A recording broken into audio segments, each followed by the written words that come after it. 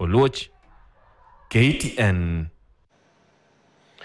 Kama kuendeleza usuhuba wao wa kisiasa, Rais William Ruto na kiongozi wa ODM Raila Odinga wameanza ziara ya maendeleo eneo la Nyanza siku chache kabla ya maadhimisho ya sikukuu ya Madaraka itakayofanyika Jumapili katika kaunti ya Homa Bay.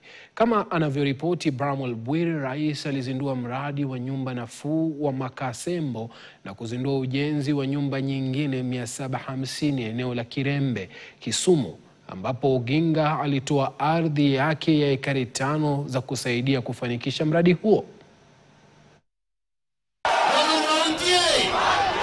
Rais William Ruto kwa mara nyingine alikuwa mgeni eneo la Nyanza Alhamisi hii kuanza rasmi ziara yake ya maendeleo mbele ya maadhimisho ya sikukuu ya Madaraka.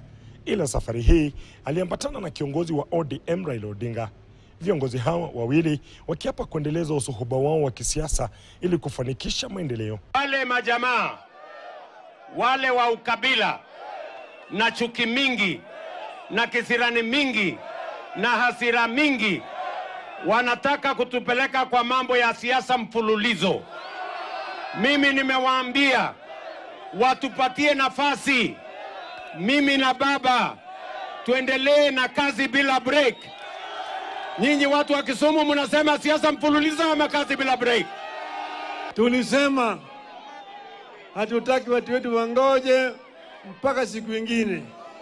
Tulisema endeleo ni sasa, na kama si sasa ni sasa hivi, sivyo?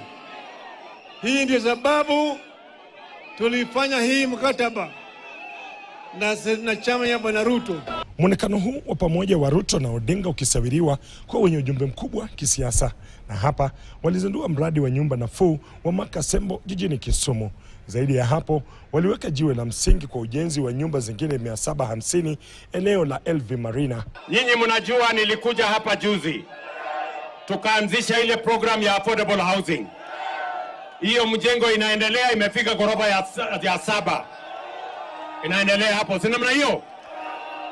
Leo tena nimekuja na baba ili kuanzisha program ingine ya affordable housing.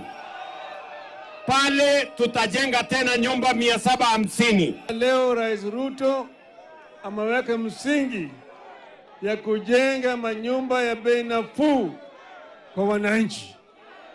Hii ni moja ya mpango ya serikali ya kusaidia wananchi. Hii mpango ya manyumba ya hali ya chini ni mpango ya serikali, na hii mpango tulianza zamani sana. Odinga kwa ishara ya kuunga mkono mradi wa ujenzi unaoendelea alitoa ekari 5 za ardhi ili kusaidia upanuzi wa mradi wa makazi nafuu katika eneo la LV Marina. Hata hivyo, katika mabadiliko ya ratiba, rais hatazuru tena kaunti ya Migori. Japo hakuna sababu maalum iliyotolewa, wadadisi wa kisiasa wanadokeza kwamba huenda ikawa ni kutokana na ubabe wa kisiasa kati ya viongozi kutoka Migori.